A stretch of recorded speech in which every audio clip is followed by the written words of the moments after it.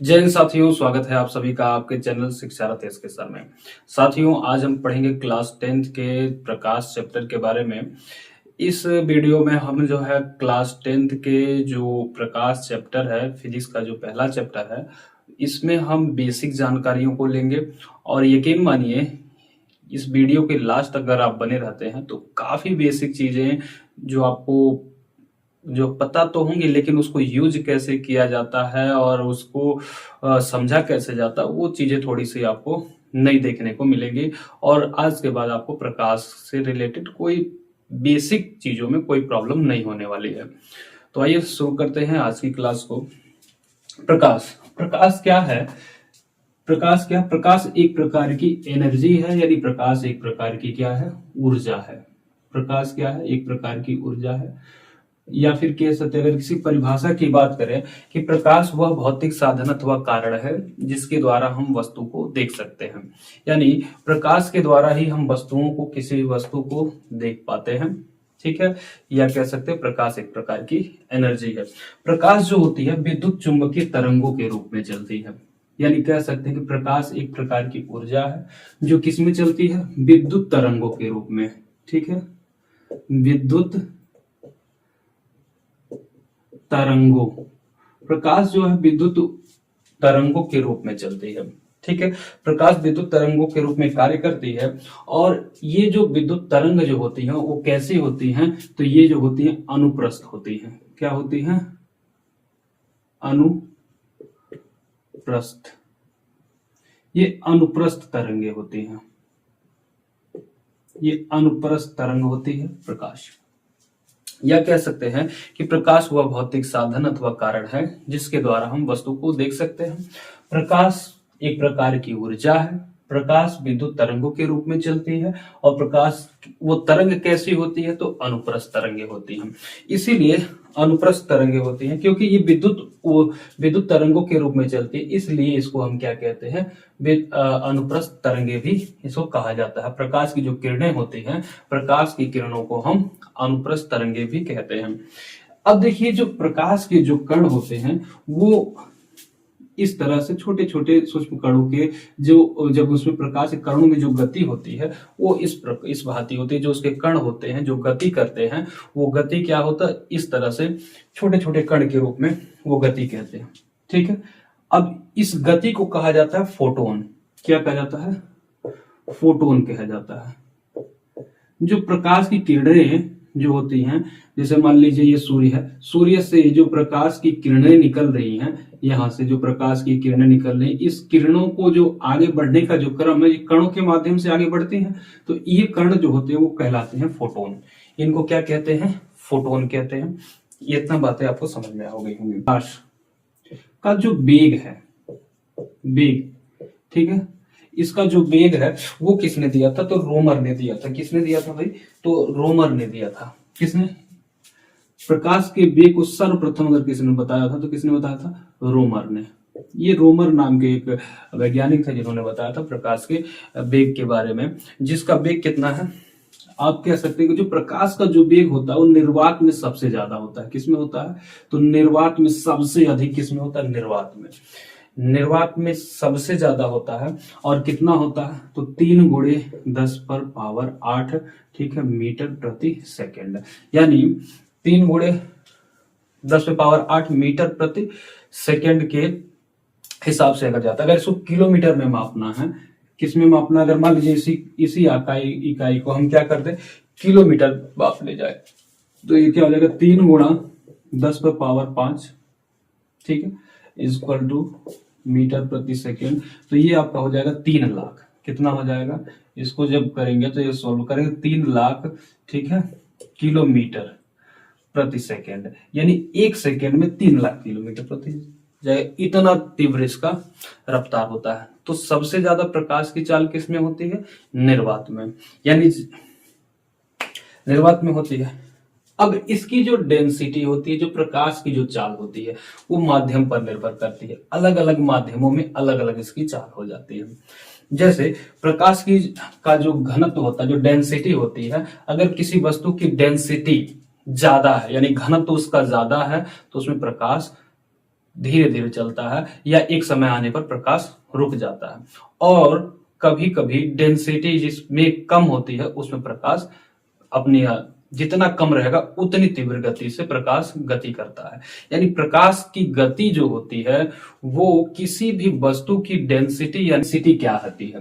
देखिए डेंसिटी का मतलब जो है जैसे ही किसी भी माध्यम का प्रकाश जो है किसी भी माध्यम में किसमें माध्यम में क्या होगी, अगर प्रकाश किसी भी माध्यम में अगर उसकी डेंसिटी बढ़ रही है या डेंसिटी ज्यादा है, ठीक है, उसकी क्या है डेंसिटी अगर ज्यादा हो गई या बढ़ रहा है, ठीक है, डेंसिटी क्या हो रही है बढ़ रही है, मान लीजिए डेंसिटी मतलब घनत्व, हिंदी में ही लिख देते हैं घनत्व। अगर किसी भी माध्यम में अगर घनत्व क्या हो रहा है बढ़ रहा है, क्या हो रहा है, हम कह रहे हैं कि घनत्व क्या है अगर अधिक हो रहा है, क्या हो रहा है घनत्व अधिक हो रहा है, यानी उसका क्या हो रहा है उसका मान बढ़ रहा है, घनत्व अधिक हो रहा है।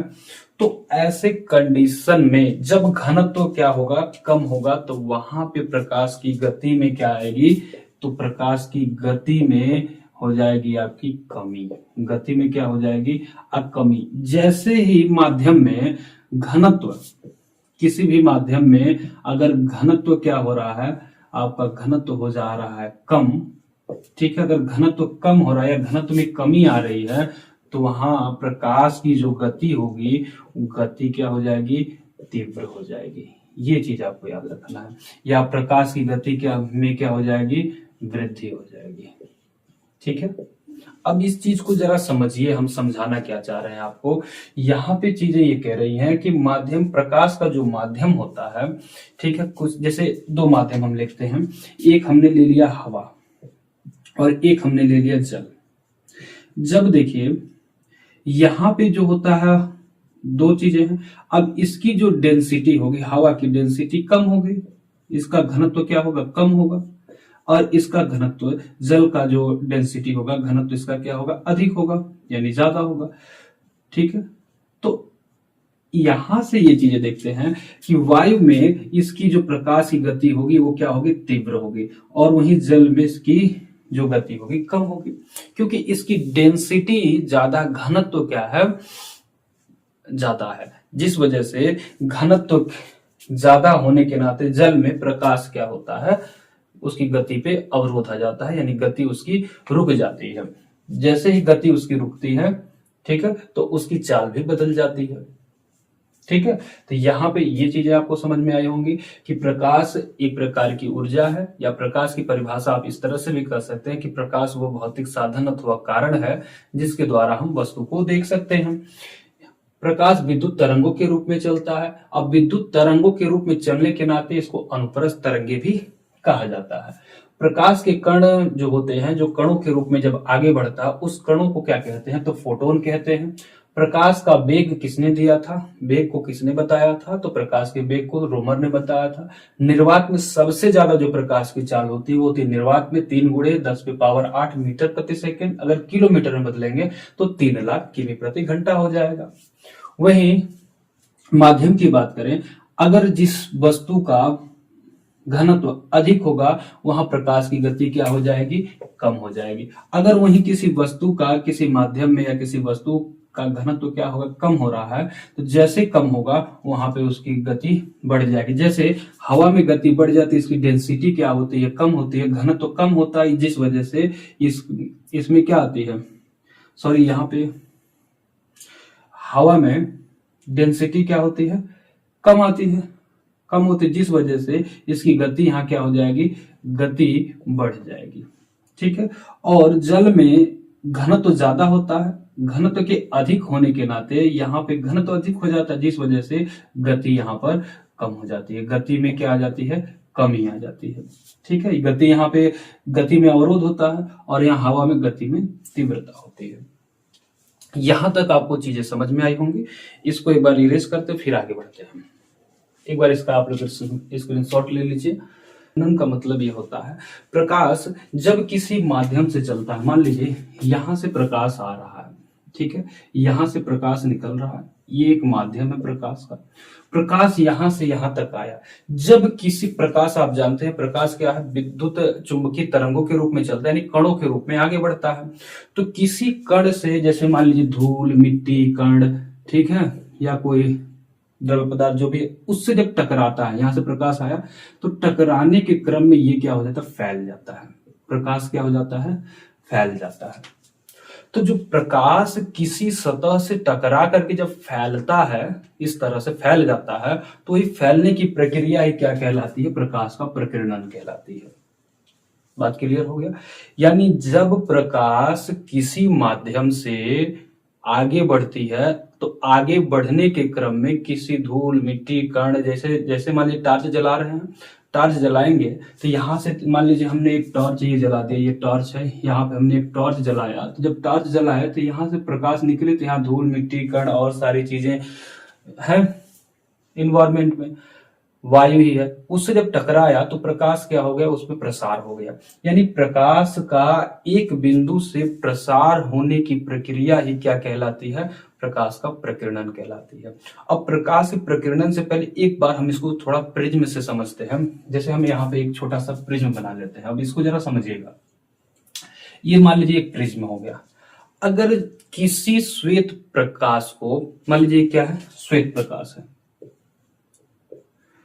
अगर हम श्वेत प्रकाश को क्या करें, इस प्रिज्म पे अगर हम इंजेक्ट करते हैं, उस पे जो है प्रिज्म पर देखते हैं, तो यहां से क्या होता है, ये जो प्रकाश की किरणें हैं, ये यहां से आने के बाद जैसे इधर आएंगी, ठीक है, यहां से क्या हो जाती है, ये प्रसारित हो जाती है, मतलब फैल जाती है।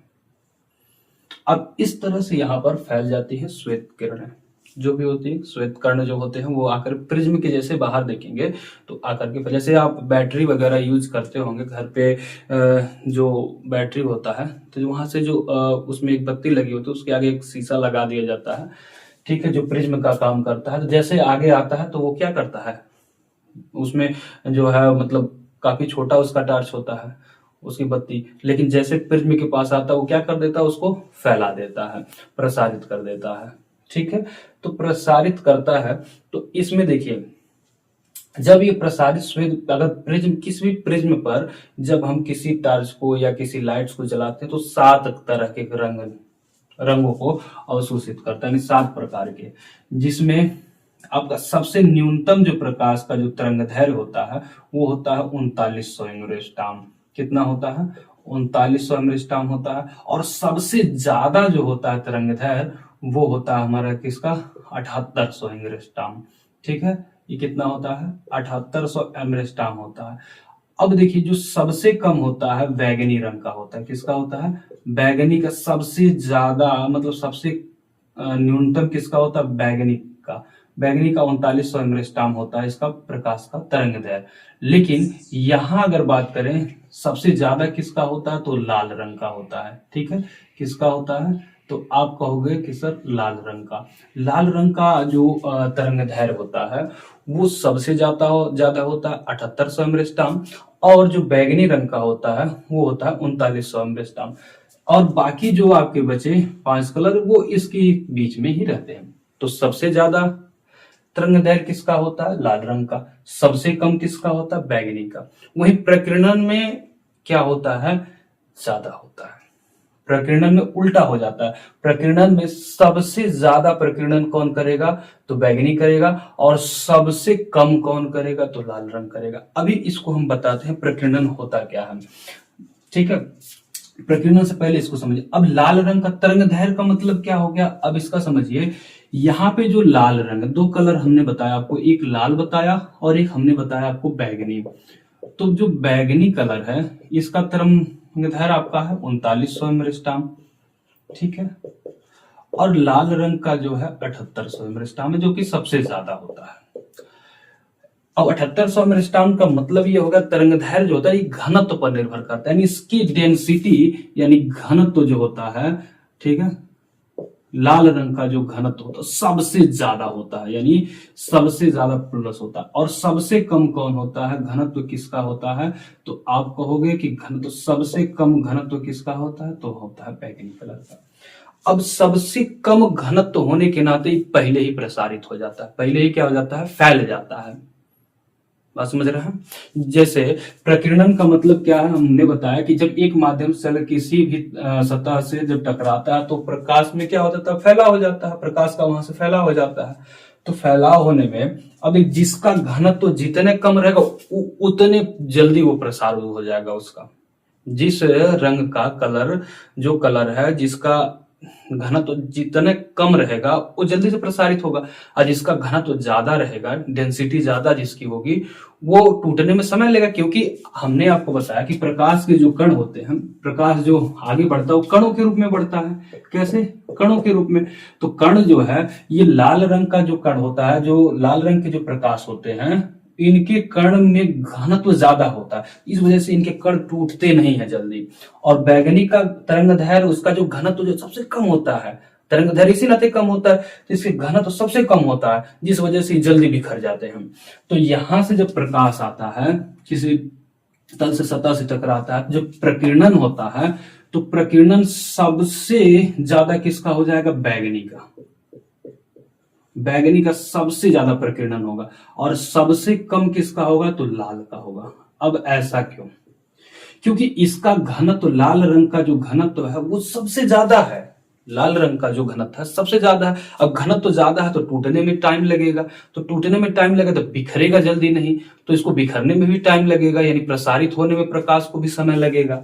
और यहाँ जो बैगनी है, इसका तरंगदैर्घ्य सबसे कम है, तो ये जल्दी ही टूट जाएगा, जिस वजह से इसका प्रसार सबसे पहले हो जाएगा। बात समझ रहे हैं? तो दोनों में अंतर यह है कि जो तरंगदैर्घ्य होता है सबसे ज्यादा किसका होता है, लाल का। लेकिन वहीं प्रकीर्णन की बात करेंगे तो सबसे कम किसका होगा, लाल का। वहीं सबसे कम जो है तरंगदैर्घ्य किसका होता है, तो वो है आपका बैगनी का, सबसे कम होता है। और अगर ये जो प्रकीर्णन की बात करेंगे तो सबसे कम हो जाता है लाल। यानी लाल जो है, एक कंडीशन जब तरंगदैर्घ्य पूछा जाएगा सबसे ज्यादा होगा, और जब प्रकीर्णन पूछे जाएगा तो कम हो जाएगा, यानी तरंगदैर्घ्य में ज्यादा लाल और प्रकीर्णन में कम। वही बैगनी जो है तरंगदैर्घ्य में सबसे कम और प्रकीर्णन में सबसे ज्यादा। तो ऐसा क्यों होता है, इसका रीजन हमने आपको बताया। क्यों? क्योंकि बैगनी रंग जो होता है उसके जो कण होते हैं, जब आगे प्रकाश बढ़ता है तो उसका घनत्व कम होता है, जिस वजह से वो जल्दी टूट जाता है, जल्दी टूटने से कण जल्दी से विभाजित हो जाते हैं, जिस वजह से वो प्रसारित हो जाता है। और लाल रंग में ऐसा नहीं होता है, लाल रंग के घनत्व ज्यादा होता है, डेंसिटी ज्यादा होने के नाते वो जल्दी टूटता नहीं है, इस वजह से उसमें प्रकीर्णन जो है बहुत स्लो होता है। बात समझ गए? यहां तक चीजों को आप समझ पाए होंगे। एक बार इसको आप स्क्रीनशॉट लीजिए, फिर आगे बढ़ते हैं। ठीक है।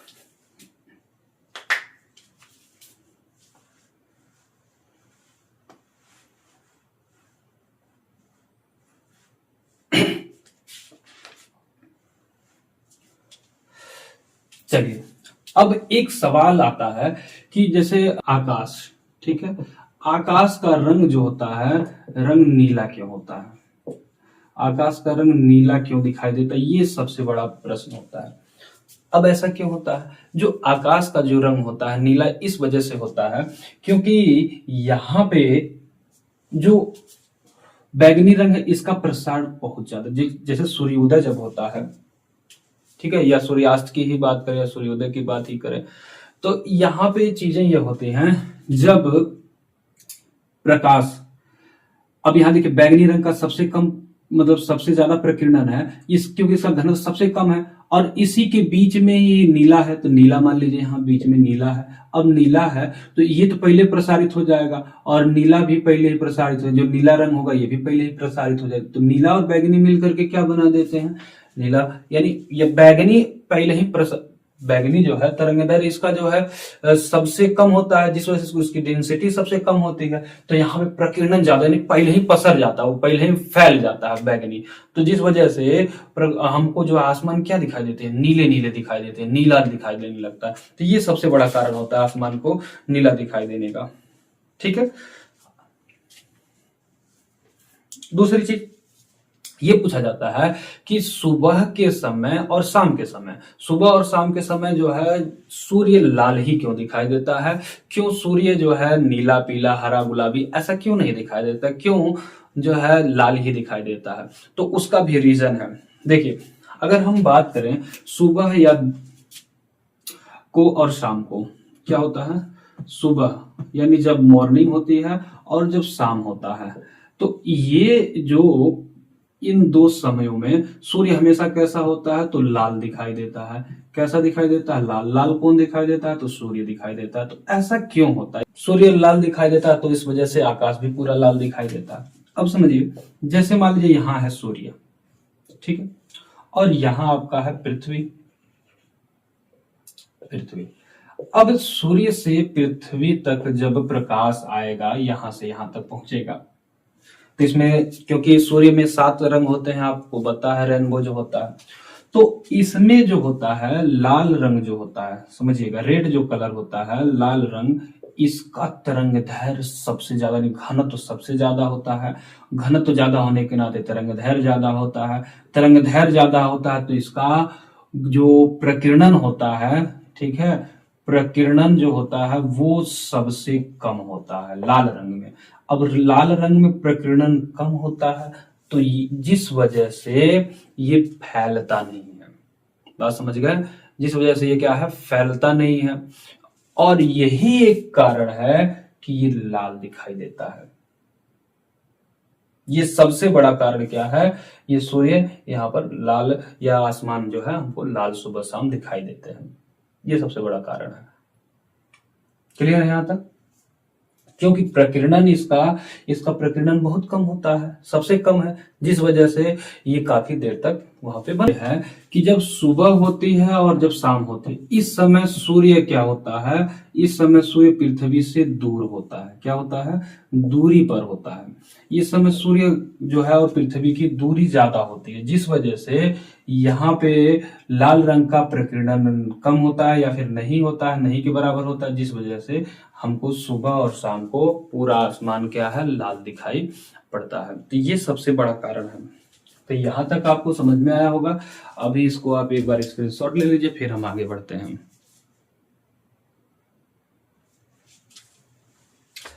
आइए समझते हैं प्रकाश के परावर्तन के बारे में। ठीक है,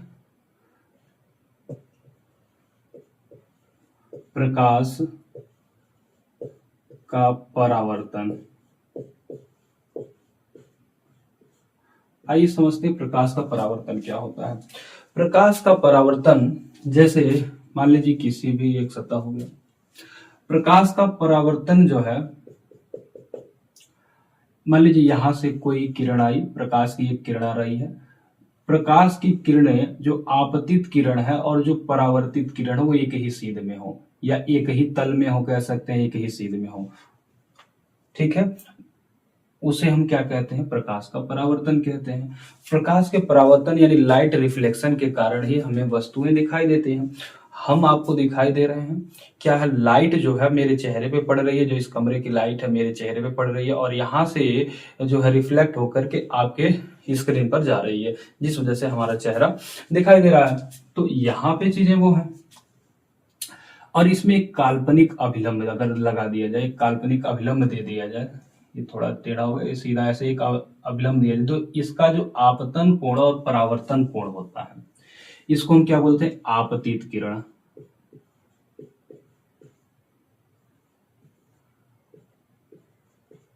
किरण, इसको बोलते हैं परावर्तित किरण।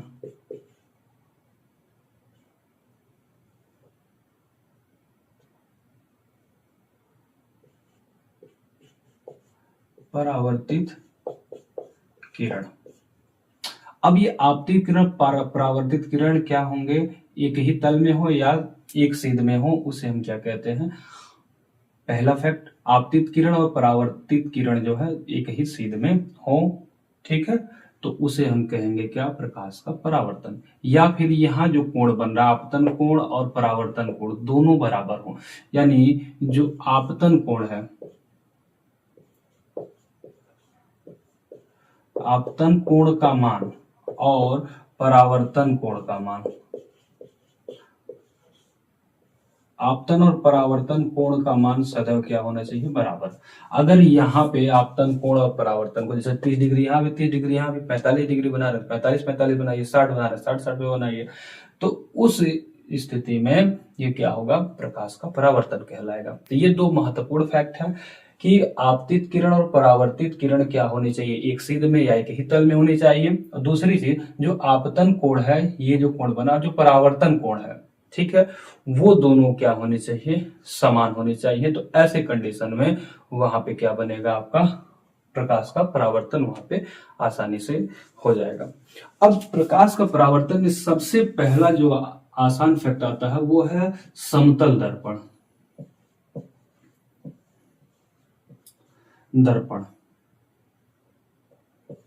ठीक है, अब ये समतल दर्पण के बारे में थोड़ा सा बेसिक चीजें हम जानेंगे। वस्तु को, अगर यहाँ कोई वस्तु है, अगर वस्तु की जो गति है मान लीजिए 5 किलोमीटर प्रति आवर है, ठीक है, अगर हम इस दर्पण की ओर से अगर देखेंगे, दर्पण में अगर उस वस्तु को देखेंगे तो इसकी दोगुनी दिखाई देगी। यानी अगर यहाँ 5 किलोमीटर है तो दर्पण से देखेंगे तो 5 का 2 गुना हो जाएगा, यानी यहाँ पर हो जाएगा 10 किलोमीटर प्रति आवर के हिसाब से दिखाई देगी। ये समतल दर्पण का फैक्ट है। यानी अगर हम दर्पण के, समतल दर्पण के सामने चल रहे हैं, अगर 10 की स्पीड चल रहे हैं, तो दर्पण में अगर हम देखेंगे तो हमारा वो स्पीड दर्पण से देखेंगे तो क्या दिखाई देगा, 20 का दिखाई देगा, यानी उसका 2 गुना दिखाई देगा। ठीक है, अगर वही समतल दर्पण में प्रतिबिंब की बात करें, अगर मान लीजिए कोई वस्तु है, ये वस्तु है, मान लीजिए एक कोई आदमी यहाँ पर ऐसे करके ये खड़ा हुआ है, अगर इसको पूरा पूरा समतल दर्पण में देखना है तो कितना बड़ा समतल दर्पण हम रखें, किसी भी वस्तु को, कोई भी वस्तु हुई कि किसी वस्तु को अगर हमको पूरा पूरा देखना है, तो उस वस्तु को अगर हमको पूरा पूरा देखना है तो कितने समतल दर्पण की उसकी लंबाई कितनी होनी चाहिए, ये बात यहाँ पर है। तो वहां पे जो वस्तु है, मान लीजिए व्यक्ति अगर है आपका 6 फीट का है, कितना है, 6 फीट का है, तो आपका वो 3 फीट का दर्पण चाहिए। कितने का, 3 फीट का जो है दर्पण कितने का होगा, 3 फीट का। बात समझ गए? क्यों? क्योंकि जो वस्तु की जो लंबाई रहेगी, जो व्यक्ति की लंबाई रहेगी, उसका प्रतिबिंब अगर आपको साधारण दर्पण में या समतल दर्पण में देखना है तो उस वस्तु की आधी होनी चाहिए। कितनी होनी चाहिए, आधी, आधी होगी। और यहाँ जो है जब दूरी देखेंगे यानी चाल को देखेंगे तो यहाँ जो उसकी चाल रहती है तो यहाँ पर दर्पण में देखेंगे 2 गुना दिखाई देता है। क्या दिखाई देता है, 2 गुना दिखाई देता है। ठीक है, लेकिन अगर आपको समतल दर्पण में किसी वस्तु का प्रतिबिंब देखना है तो यहाँ पर क्या होता है, जो वस्तु है उस वस्तु की आधी लंबाई होनी चाहिए। अगर वो 10 फीट का है तो 5 फीट का दर्पण चाहिए उसको पूरा पूरा देखने के लिए। अगर वो जो है मान लीजिए 10 सेंटीमीटर का है तो 5 सेंटीमीटर चाहिए। अगर वो 50 का है तो 25 सेंटीमीटर का दर्पण चाहिए, अगर उसको पूरा पूरा उसका प्रतिबिंब उसमें बनाना है तो। ठीक है, तो यहां से समतल दर्पण की कुछ चीजें आई जो आपके सामने। एक चीज और समतल दर्पण में बहुत ही महत्वपूर्ण पूछा जाता है। मान लीजिए हमें यहाँ पे समतल दर्पण यहाँ भी एक रख दिए, एक समतल दर्पण यहाँ भी रख दीजिए। अब 2 समतल दर्पणों के बीच में यहाँ हम कोई एक वस्तु रख दिए। अब ये पूछा जाएगा कि 2 समतलों के बीच में जो दर्पण है, ठीक है, इनके बीच में कितने प्रतिबिंब बनेंगे। अब ये बहुत, क्योंकि इधर भी दर्पण है, इधर भी दर्पण है, और इन दोनों के बीच में मान लीजिए जैसे हमने मार्कर रख दिया, अब ये मार्कर इधर वाले भी दर्पण में दिखाई देगा और इधर वाले भी दर्पण में दिखाई देगा। तो दोनों को अगर हम दोनों दर्पण को जब काउंट करेंगे तो कितना प्रतिबिंब इस मार्कर का बन सकेगा। जैसे यहां पर मान लीजिए एक हमने ये वस्तु रख दिया है, ठीक है, तो ये इसमें भी दिखाई देगा, इसमें भी दिखाई देगा, फिर दिखाई देगा, फिर दिखाई देगा, यानी कितने ऐसे इसमें प्रतिबिंब बनने की संभावना है, कितने दर्पण इसमें, मतलब दोनों दर्पणों के बीच में अगर 2 समतल दर्पण रखा जाए तो उनके बीच में कितने प्रतिबिंब बनेंगे। आप देखिएगा जब नाई के वहां बाल वगैरह कटाने जाते हैं सैलून में, तो वहां पे देखेंगे दर्पण, 2 समतल दर्पण लगाए जाते हैं। तो एक अब उसमें आप देखेंगे तो आपका ये पीछे का भी दिखता है, आगे का भी दिखता है, तो कई उसमें प्रतिबिंब आपको दिखाई देते हैं। तो वही चीज पूछ रहा है कि 2 समतल दर्पण है, उनके बीच में कितने दिखाई देंगे आपको प्रतिबिंब, कितने बनेंगे उसमें, ये बात है। जैसे अगर हम कहें कि दो समतल दर्पण है, ठीक है, और इनकी मध्य में 40 डिग्री का झुकाव है, या ये 40 डिग्री पर ये दोनों लगाए गए हैं, 40 डिग्री पर, क्योंकि जो इसका अंश मान जो होगा, जो इसका मान होगा वो तो डिग्री दिया ही रहेगा। अब इसके मध्य में मान ली 40 डिग्री का लगाया गया, तो टोटल हम वैल्यू लिखेंगे, टोटल 360 होता है, 360 को 40 से डिवाइड कर देंगे। बात समझ रहे हैं? अब 304 मतलब 360 को 40 से डिवाइड करेंगे तो ये 0 से 0 कट गया, और 4 9 36, यानी प्रतिबिंब कितने बन जाएंगे आपके? 9 प्रतिबिंब बनेंगे। कितने प्रतिबिंब बनेंगे? 9 प्रतिबिंब। क्लियर? ठीक है, क्या 9 प्रतिबिंब है? अच्छा, अभी इसी को हम एक और क्वेश्चन, अगर ये दो दर्पण का जो झुकाव है समतल दर्पणों का, ये 40 डिग्री ना हो के 90 डिग्री हो तो क्या होगा? अभी ये पूरा आंसर नहीं, अभी आप समझिएगा जरा। मान लीजिए 90 डिग्री हो गया, 90 डिग्री इसका झुकाव, दोनों के मध्य कितना है? 40 नहीं, अब 90 डिग्री हो गया, तब क्या करेंगे? तो इस कंडीशन में देखिए, तो 90 360 ऊपर लिखेंगे, 90 से डिवाइड करेंगे, तो 90 से जब करेंगे तो 0 0 कट गया, 9 चौक 36, यानी 4 बच रहा है, यानी सम बच रहा है। यहां क्या बचा? विषम। यही चीज आपको ध्यान रखना है। ये क्या है? सॉरी, यहां पे ये आपका सम आया, ये आपका आया विषम। तो जब सम आता है तो उसका आंसर वही मान लिया जाता है, यानी यहां पे 4 प्रतिबिंब बनेंगे अगर 90 डिग्री पे दो समतल दर्पण लगाए गए हैं तब। यानी एक दर्पण मान लीजिए यहां है, एक दर्पण यहां है, ठीक है, 90 डिग्री ये हुआ। मान लीजिए एक मिरर ऐसे लगा दिया गया और एक मिरर ऐसे लगा दिया गया, तो यहाँ जो प्रतिबिंब और यहाँ का प्रतिबिंब दोनों में मिला करके आपके टोटल कितने प्रतिबिंब बनेंगे?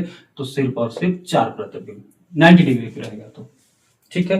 लेकिन 40 डिग्री पे रहेगा तो यहाँ उत्तर हमको विषम मिला। अब जब विषम मिलता है तो उसमें से हम -1 कर लेते हैं, ये चीज आपको याद रखना है, सम पे नहीं। लेकिन अगर विषम आ रहा है तो हम -1 कर लेते हैं, तो यहां पर आपका कितना बनेगा? 8 प्रतिबिंब बनेगा। यानी 40 डिग्री पर अगर दो समतल दर्पणों को रखा जाता है तो उनके बीच में बनने वाले प्रतिबिंबों की संख्या कितनी? यहाँ पे चीजों को थोड़ा सा और समझने की जरूरत है। हमने -1 यहाँ पे कर दिया।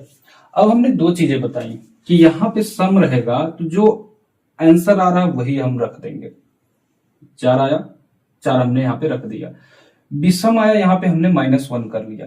लेकिन कभी जो है, कभी ऐसा होगा कि ये -1 नहीं होगा, विषम भी आंसर आएगा तो -1 नहीं होगा, ठीक है। अब ऐसा क्यों? सुनिए,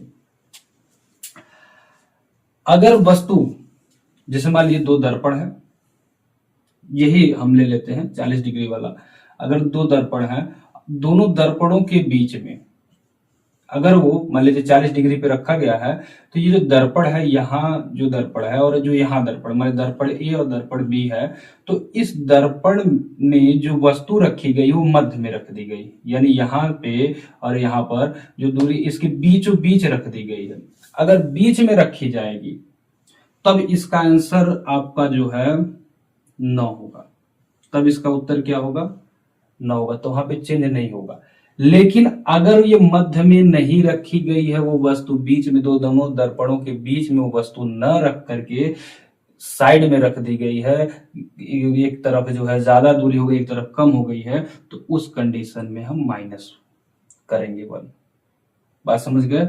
अगर सम उत्तर आ रहा है तो चाहे वो बीच में रखी गई हो और चाहे वो आपकी कहां रखी गई हो, किनारे रखी गई हो, कहीं रखी गई हो, वो उत्तर आपका वही होगा। लेकिन विषम में आपका कंडीशन है, विषम में अगर वस्तु बीच में रखी गई है तो वहां पे उत्तर आपका जो है मध्य में है, बीचों बीच, यानी दोनों दर्पणों के जो समतल दर्पण है, दोनों दर्पणों के बीचों बीच अगर कोई वस्तु रखी गई है तो वहां पे अगर विषम आ रहा है तो विषम ही उत्तर सही है। लेकिन अगर ये क्वेश्चन में ये कहेगा कि अगर मान लीजिए कोई, मान लीजिए हम एक और क्वेश्चन लेते हैं कि एक दर्पण है जो कितने डिग्री पे रखी गई है, दो दर्पण है समतल दर्पण जो 60 डिग्री पर रखा गया, कितना? मान लीजिए हमने कहा 60 डिग्री पे, तो ऊपर 360 लिख करके 60 डिग्री से डिवाइड करेंगे, तो यहाँ 0 से 0 कट गया, 6, 6 का 36, यानी 6 प्रतिबिंब बनने चाहिए।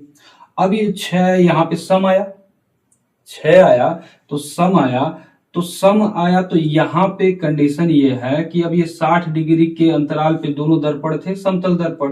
तो यहाँ पे फर्क नहीं पड़ता कि वो वस्तु दोनों के बीचों बीच है कि वस्तु यहाँ है, वस्तु यहाँ है, कोई दिक्कत नहीं, कहीं भी वस्तु रहे उसका 6 ही उत्तर सही होगा, क्योंकि ये सम आया है। विषम में ऐसा नहीं होगा।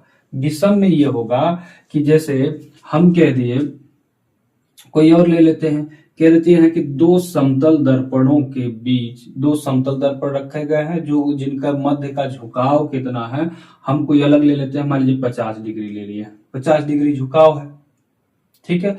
अब 50 डिग्री झुकाव पे रखा गया है तो उसके मध्य में एक वस्तु रखी गई है जो मतलब सॉरी मध्य में नहीं है, ठीक है। तो उसका उत्तर क्या होगा, यानी कितने प्रतिबिंब उसमें बनेंगे। तो 50 360/50 करेंगे, ये 0 0 कट गया, आई थिंक ये कटेगा नहीं, 36 40 ही ले लेते हैं, मान लीजिए 40, क्योंकि डेसिमल में आएगा, छोड़िए 40 लिए। तो जब हम यहाँ पे 40 ले लिए तो 40 ये कट गया कितने बार में, 9 बार में, वही एग्जाम्पल 9 बार में कटा। अब ये जब 9 बार में यहाँ पे कटा हुआ है तो ये हमको उत्तर क्या मिला, विषम मिला। अब विषम मिला तो जब विषम मिला, विषम को ही देखना, सम अगर उत्तर आ रहा है तो देखना ही नहीं है कि बीच में है, किनारे है, कहाँ वस्तु रखा गया, उससे नहीं मतलब है, वो वही उत्तर है। लेकिन विषम में अगर वो कह दिया कि वस्तु कहाँ रखी गई है, वस्तु आपकी जो है बीचों बीच है, मध्य में है, तब तो आपका यही उत्तर सही है, तब आपका उत्तर यही सही है। लेकिन अगर कह दिया नहीं बीचों बीच नहीं है, इधर मध्य में नहीं है, कह देगा वो क्वेश्चन में कहेगा कि मध्य में नहीं है, तो ऐसे कंडीशन में इसमें -1 कर देंगे, और -1 जब करेंगे तब इसका उत्तर मिल जाएगा हमको 8, जैसे यहां पर हमने किया था, ठीक है। तो ये जो कंडीशन है, यहाँ पे वस्तु जो है बीचों बीच नहीं थी, यानी वस्तु क्या है, दो दर्पणों के मध्य तो थी लेकिन बीचों बीच नहीं थी, मतलब मध्य में ना होकर, सेंटर में ना होकर के क्या थी, साइड में थी, ठीक है। तो साइड में जब रहेगा तो -1 किया जाएगा, और मध्य में रहेगा तो माइनस करने की जरूरत नहीं है। अगर प्लस में आंसर सॉरी सम में आंसर आ रहा है तो वहां पर जो आंसर आ रहा है वही हम आंसर देंगे। तो आई होप ये चीजें आप समझ गए होंगे। एक बार इसका स्क्रीनशॉट आप ले लीजिए, फिर आगे बढ़ते हैं हम लोग। या दो और दर्पण होते हैं, हम एक साथ में ही देखेंगे, अवतल और उत्तल। ये दोनों दर्पण को समझिए।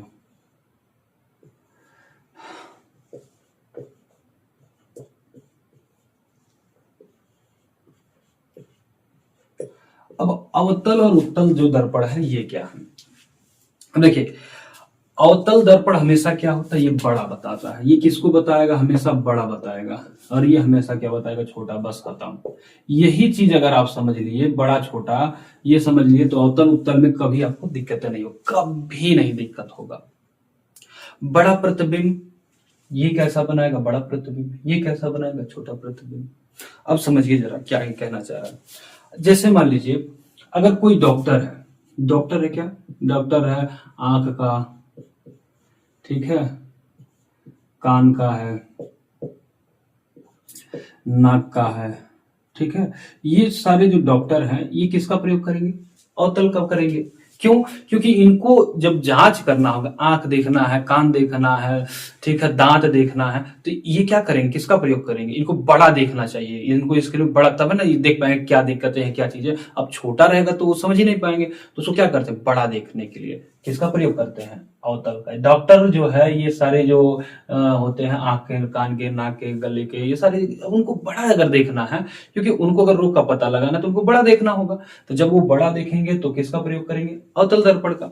वैसे चीज मान लीजिए जो हम वाहन चलाते हैं, गाड़ी की हेडलाइट, इसमें भी वही चीज होता है,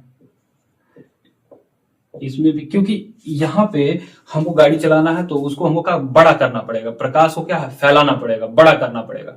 तो यहाँ पे जो हेडलाइट्स वगैरह होती हैं वहां पे भी क्या होता है, गाड़ियों की जो हेडलाइट्स होती है उसमें भी अवतल दर्पण का प्रयोग किया जाता है, ठीक है।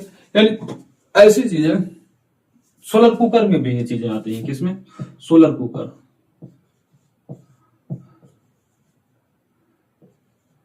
कुकर, जो सोलर कुकर होता है, इस सोलर कुकर में भी क्या होते हैं, अवतल होते हैं। यानी अवतल के लिए जिसमें हमको बड़ा देखना है, ठीक है, बड़ा देखने के लिए हम क्या करेंगे, अवतल दर्पण का प्रयोग करेंगे, जिसमें बड़ा देखना हो। उत्तल दर्पण में छोटा जिसको हम बोलते हैं पार्श्व, ये बोलते हैं पार्श्व दर्शन। अब पार्श्व दर्शन क्या होते हैं, आप इसको समझिए।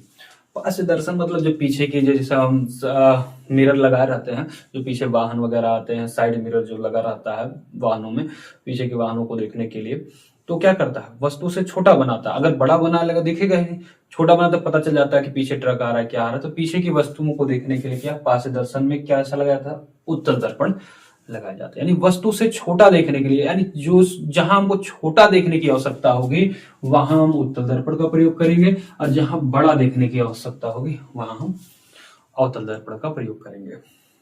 ठीक है, आइए अब समझते हैं प्रकाश के अपवर्तन के बारे में। अब सोचिए प्रकाश का अपवर्तन क्या है। अब अपवर्तन जो होता है, प्रकाश के परावर्तन में क्या था, यहां से प्रकाश आ रहा था, फिर उसी माध्यम में लौट जा रहा था, यहां अविलंब था। ठीक है, तो ये जो प्रकाश का परावर्तन था।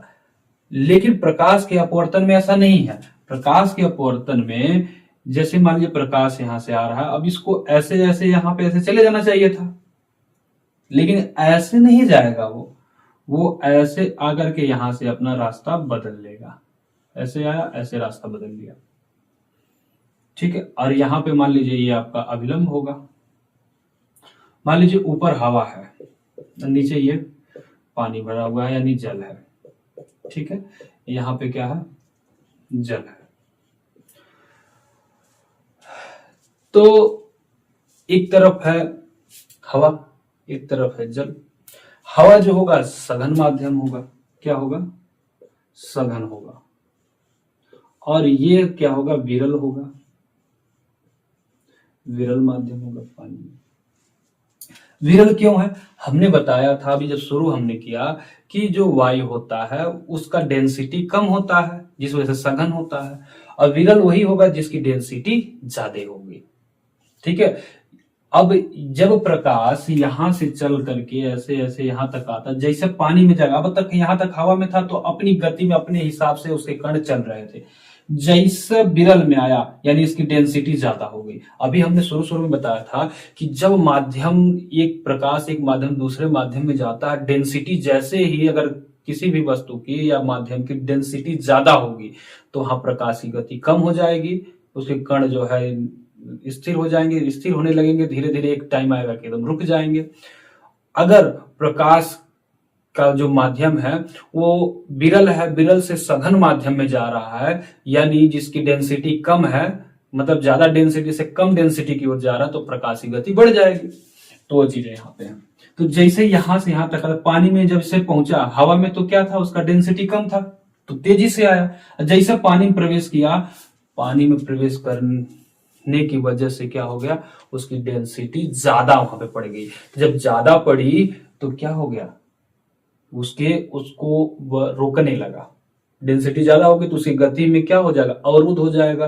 प्रकाश की गति में उसके कण क्या होने लगे, रुकने लगे। ठीक है, तो कण रुकने के क्रम में ये क्या हो जाते हैं, यानी ये अपने पथ से विचलित हो। इसको जाना यहां चाहिए था, चला कहां आया, यहां। जाना इधर चाहिए था, चला आया इधर। ठीक है, यानी अपने रास्ते को भूल जाए। नहीं कह सकते कि प्रकाश जब अपने पथ पर चलता है, एक माध्यम से दूसरे माध्यम में जाता है और अपना मार्ग विचलन कर देता है, यानी प्रकाश अपने मार्ग को भूल करके अलग रास्ता पकड़ लेता है, उसी को प्रकाश का हम अपवर्तन कहते हैं। तो ये क्या होता है, इसका मार्ग तो बदलेगा ही बदलेगा, जब रास्ता भटकेगा ये, क्योंकि अपवर्तन है। तो जब विरल माध्यम में जाता तो ये अभिलंब जो होता है, इसका अभिलंब की ओर झुकाव हो जाता है, यानी अभिलंब की ओर बढ़ने लगता है। और जैसे अगर हम इसको इसे उल्टा बना दिए, जल को ऊपर कर दिए, मतलब विरल माध्यम ऊपर हो गया, ठीक है, और सघन माध्यम कहाँ हो गया, नीचे हो गया, यानी हवा नीचे हो गई।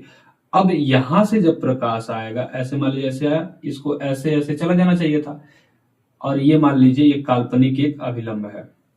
ठीक है, ये अभिलंब है। अब यहां से इसको ऐसे चले जाना चाहिए था, लेकिन ये ऐसे में जाकर ऐसे इधर आ गया। तो ये जो माध्यम हुआ ये विरल हो गया, ठीक है, यानी यहाँ पे जल हो गया, इसका डेंसिटी ज्यादा थे, तो यहाँ पे गति कम थी। जैसे यहाँ पर आया, इधर पार किया, इसकी गति बढ़ गई, अचानक से गति इसकी बढ़ गई। जब गति बढ़ जाती है तो यहाँ पे ये क्या हो गया, सघन माध्यम में आया। जब सघन माध्यम में आता है तो ये क्या होता, अभिलंब से दूर जाने लगता है, और जब सघन माध्यम से विरल माध्यम में आता है तो अभिलंब के पास आने लगता है। तो ये छोटी चीजें यहाँ पर आपको जानने की आवश्यकता थी कि सघन माध्यम में क्या होता है, विरल माध्यम में क्या होता है। तो ये दोनों चीजें आपको समझ में आई होंगी अपवर्तन की। एक चीज और देखिए, जो तारों का टिमटिमाना होता है, कहते हैं ना तारे टिमटिमा रहे हैं, तो जो स्टार होता है, ठीक है, तारों का टिमटिमाना, आप देखते हैं कि तारे क्या होते हैं, टिमटिमाते हैं। तो तारों का टिमटिमाना क्या है, कैसे क्यों टिमटिमाते हुए नजर आते हैं। तो देखिए, जो तारों की जो लाइट्स आती है, मान लीजिए यहाँ से किरणें ऐसे आई, प्रकाश की किरणें, यहाँ पे धूल मिट्टी कण और सारे डस्ट वगैरह है यहाँ पे। अब यहाँ पे जब आता है, मान लीजिए हम यहाँ से ऐसे देख रहे हैं, ये मान लीजिए हमारी आंखें हैं, हम यहाँ से इसको देख रहे हैं, तो देखने के क्रम में होता ये है कि धूल मिट्टी जो कण है, यहाँ पे प्रकाश तो आया यहाँ पे, लेकिन ये क्या कर देते हैं, उसके मार्ग को विचलित कर देते हैं, इधर उधर कर देते हैं। यानी प्रकाश के अपवर्तन के कारण ही तारे हमको टिमटिमाते हुए दिखाई देते हैं, ये बात है यहाँ पे, ठीक है। तो यहां तक आपको चीजें समझ में आई होंगी, तारों का टिमटिमाना, या फिर हम कह सकते हैं किसी बर्तन वाले गिलास वगैरह में अगर हम इसमें पानी भर करके क्या इसमें पेंसिल अगर डालते हैं तो पेंसिल क्या होता है, टेढ़ा दिखाई देता है, यहां से ऐसे टेढ़ा दिखाई देगा। तो जब टेढ़ा दिखाई देगा तो इसको क्या कहेंगे, ये टेढ़ा दिखाई देने लगा। जब टेढ़ा दिखाई देने लगता है पेंसिल, मतलब इधर अभिलंब की तरफ झुक जाता है, तो इसको कहते हैं प्रकाश का अपवर्तन। पेंसिल डालिए, छड़ डालिए पानी में, तो वहां पे क्या दिखाई देता है, टेढ़ा दिखाई देने लगता है, तो उसे वो क्या बोलते हैं, प्रकाश का अपवर्तन। तो यहां तक चीजें आपको समझ में आई होंगी, इसके आगे हम नेक्स्ट वीडियो में पढ़ेंगे। अगर तो साथ ही जिस तरह से आपके माता पिता आपके उज्जवल भविष्य के लिए संघर्ष कर रहे हैं, उसी प्रकार से आपको भी चाहिए कि आप भी संघर्ष करें और अपने माता पिता का नाम रोशन करें, ठीक है। कि हर संघर्ष के पीछे एक कहानी होती है, हर संघर्ष के पीछे एक कहानी होती है, माँ के प्यार की एक निशानी होती है, और हमारी कामयाबी के पीछे ज्यादा कुछ नहीं होता, बूढ़े बाप की, एक बूढ़े पिता की क्या होती है, पूरी जवानी होती है। तो उस बूढ़े बाप के नाम आप जो है संघर्ष करें और अच्छा अचीव करें। जय हिंद, जय भारत। मिलते हैं साथियों नेक्स्ट वीडियो में।